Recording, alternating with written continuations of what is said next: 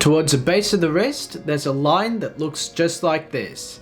And in the olden days of palmistry, they used to call this the line for addictions. And some places even called it the line for bad karma. But I don't think that's the case, and I want to talk to you about this line today.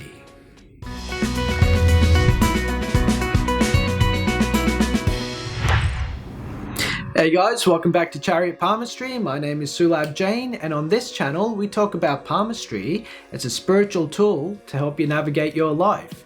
And in this video we're going to be talking about the line for bad karma, also known as the line of addictions, and in Western palmistry they call this the Via Lascivia line. And I want to dispel the myth of this line for you guys, but first let me define what it actually looks like. So it comes in two variations. It can either be curved like this, or it can be a straight line that looks like this. And in each case, what this line actually tells you is that there's a compulsive behavior pattern that you've got yourself into. So for some people in the olden days, particularly in Western palmistry, this was a sign of drug addiction or alcoholism and that kind of thing.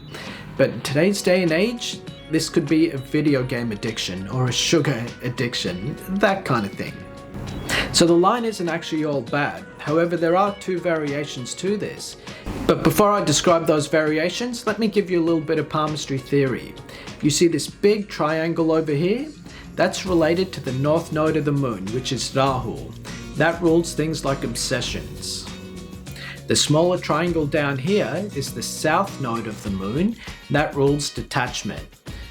And this whole area over here is the area for the moon.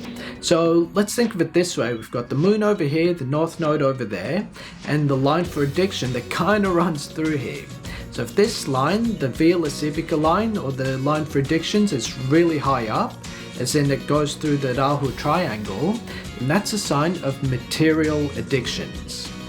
So that's an addiction either to sex, to drugs, to sugar, or that kind of thing. On the other hand, if this line is very low down and it cuts through Ketu's triangle, then that's a sign of a spiritual obsession. These are people who meditate and don't look after their physical needs, or people who spend so much time in yoga they actually end up hurting themselves. So the question then is, if you have this line, what do you do about it, or how do you break it and reduce it? And you'd only really want to reduce it if it's set really high up, but if that's the case, the solution to this is fasting.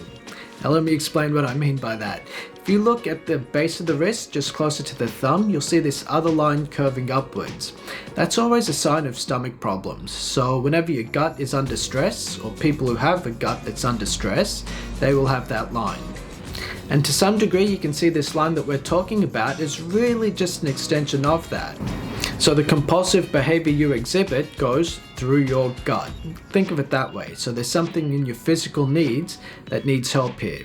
And that's why fasting or emptying out the gut is a good spiritual exercise to actually reduce this line.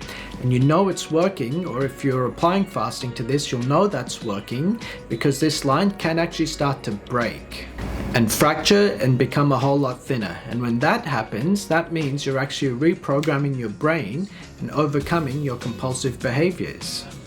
So that's one solution to this. There is actually another one.